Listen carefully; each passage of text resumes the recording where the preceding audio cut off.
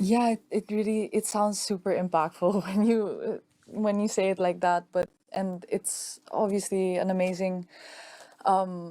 an amazing thing for me to be able to do that for my country, but I guess it's also very emotional every time I'm able to pass a new step or break new ground, just because it's also personal goals and personal achievements, and it's things that I've been working really hard for. It's things that my team has been working really hard for. So I really appreciate that I'm able to share this with the nation, but I think first and foremost, it makes me super proud because of the work that I've put in. Yeah. Hi, Alex. Great win. The defending champion walked onto center court expecting a routine victory. What happened next was nothing short of a seismic shock that sent tremors through the tennis world. Alexandra Eala, a 21-year-old from a country that has no grass courts, just dismantled Iga Swiatek in straight sets. She dropped to her knees, covered her face with her hands, and rolled onto her back as the roar of the crowd washed over her. This wasn't just another tennis match. This was the moment the Philippines finally arrived on the biggest stage in the sport. 3 years ago, Eala stood on a stage and received her graduation diploma from Iga Swiatek herself. The Polish superstar told her to be tenacious, to give 100%. Today, Eala took those words and used them to tear apart Swiatek's Wimbledon dreams. How did a girl who learned to play on a basketball court with hoops in her way end up beating the world's best on tennis' most hallowed ground? The answer will leave you speechless. She saved 2 set points, survived a tense tiebreak, and weathered a furious comeback attempt from the defending champion. But this victory was more than just athletic excellence. This was a little girl's dream, 20 years in the making, finally colliding with reality. And the way she won it is going to make you believe in the impossible. To truly understand the magnitude of what Alexandra Eala accomplished on center court, you have to understand where she came from. She grew up in Quezon City in the Philippines, a country far more obsessed with boxing and basketball than with the pristine green lawns of Wimbledon. There were no grass courts to train on. In fact, the court she learned on was nothing more than a makeshift surface painted over a local basketball court.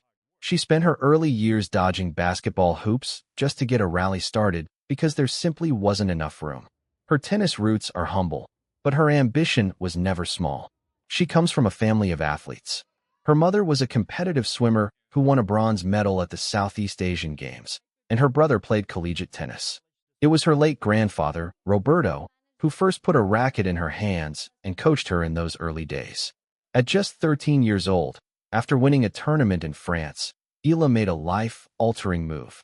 She and her brother moved to Mallorca, Spain, to train at the Rafa Nadal Academy on a full scholarship. This is where she would grow from a promising junior with ruffled socks into a professional who would one day conquer the sport's elite. She won the 2022 U.S. Open Junior title, becoming the first Filipina to win a junior Grand Slam. She even graced the cover of Vogue in her home country. But the professional tour is a different beast entirely.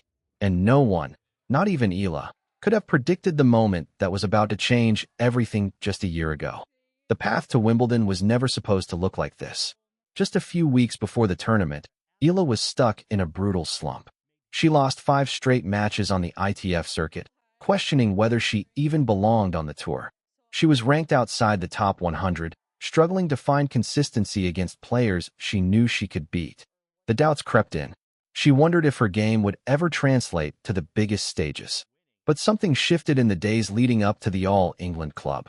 She arrived in London with zero expectations, telling herself to just enjoy the experience. She qualified for the main draw without dropping a set, but even then, the tennis world barely noticed. Then came the draw. Her first match was against a dangerous veteran. She won in straight sets. Her second match was against a top 20 seed. She won again, stunning everyone who had never heard her name. By the time she reached the 4th round, the whispers started. Could she actually do this? Could a wild card from the Philippines really reach the quarterfinals? But the whispers were nothing compared to what awaited her in the quarterfinals. Standing across the net was Iga Swiatek, the defending champion, the world number 1, the player who had won 4 Grand Slams and had not lost a single set in the tournament so far. The entire stadium expected a massacre. Every tennis analyst predicted a quick victory for the Polish superstar. But they didn't know what Eala had been carrying with her since her junior days. They didn't know about the conversation she had with Swiatek 3 years ago at a graduation ceremony. And they certainly didn't know that Eala had been replaying that moment in her head every single day since the draw was announced. The first set alone lasted 84 minutes, a grueling war that pushed both players to their absolute limits. Swiatek grabbed an early break to lead 2-1, but Eala answered immediately, refusing to let the defending champion establish any rhythm. Then Eala broke again to go up 5-3. She served for the set. This was the moment where most young players crumble. Eala did not. Swiatek fought back, saving a set point and forcing a tiebreak. The tension inside center court became unbearable. In the tiebreak, Swiatek earned 2 set points. 2 chances to take control of the match. 2 chances to remind the world why she was the champion. Eala saved both of them with ice-cold composure. She kept fighting, kept believing, and on her 4th set point, Swiatek sent a forehand long. The set was Eala's. The stadium erupted. Swiatek was furious. She yelled at her coaching box before walking off court to reset, visibly shaken. But whatever reset she tried to make, it did not work. The second set began, and Eala came out like a woman possessed. She won 4 games in a row, breaking Swiatek's serve twice before the Polish star could even get on the board. 4-0. The defending champion was on the brink of collapse. Then Swiatek showed why she is a champion, finally waking up and breaking back to make it 4-2. But the damage was already done. Eala broke again and stepped to the service line at 5-2, 1 game away from the biggest win of her life. What happened next was pure drama. Swiatek saved 2 match points. Eala saved 4 break points in a final, chaotic game that lasted forever. Every point felt like a lifetime. And then, on her 3rd match point, Eala hit a forehand winner. She dropped to her knees. She rolled onto her back. And she covered her face with both hands as the reality of what she had just done washed over her. The aftermath of Eala's victory was immediate and overwhelming. Back in the Philippines, a country more known for boxing and basketball, the reaction was nothing short of euphoric. Huge watch parties erupted across Manila as fans waved red, yellow, and blue national flags on center court. Even boxing legend Manny Pacquiao, the country's ultimate sporting icon, publicly celebrated her achievement. But the praise didn't stop there. Venus Williams, a 7-time Wimbledon champion who once partnered with Eala in doubles, sent her congratulations. Billie Jean King herself commented on the Filipinas' stunning run. And Madison Keys, who had been watching closely, revealed that she wasn't surprised at all, having been on the receiving end of Alex taking out some of the top players before. Eala had officially arrived. But the most emotional moment came during her on-court interview. Standing on center court, still catching her breath, Eala fought back tears as she spoke to the crowd. She looked around at the Philippine flags waving in the stands and dedicated the victory to her countrymen, her family, and every little girl with ruffled socks and chubby cheeks who dreamed of something bigger. She even wore a white sun visor etched with a Tagalog phrase that translates to, "Once it grows, it cannot be stopped." The symbolism was powerful. This was a woman who knew exactly who she was and exactly where she came from. She had just slayed the defending champion on the most prestigious court in tennis. And yet, she refused to be satisfied.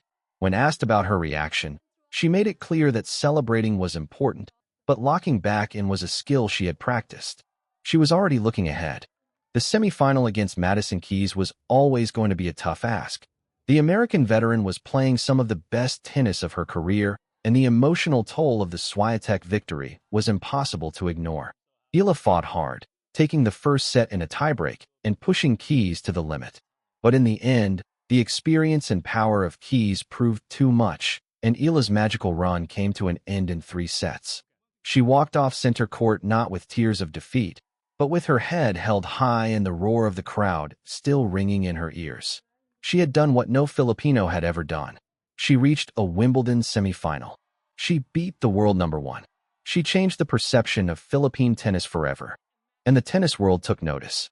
3 hours after her victory over Swiatek, Nike signed her to an endorsement deal, recognizing the global superstar she was about to become. The offers are already pouring in. The invitations are stacking up. But Eala remains focused. She has tasted what it feels like to stand on the biggest stage and win, and she wants more. her ranking will skyrocket. Her name will be mentioned alongside the future greats of the sport. But more importantly, she has inspired an entire generation of young Filipino athletes who never believed tennis was a path to glory. On that magical afternoon at Wimbledon, Alexandra Eala didn't just win a tennis match. She showed the world that dreams don't care about geography. They don't care about resources. They don't care about the odds. What they care about is grit and heart and a refusal to ever give up. From a basketball court in Quezon City to center court at Wimbledon, she proved that the impossible is just a word. And sometimes, all it takes is one woman, one racket, and one unforgettable moment to change everything. The fairy tale is not over. This is only the beginning.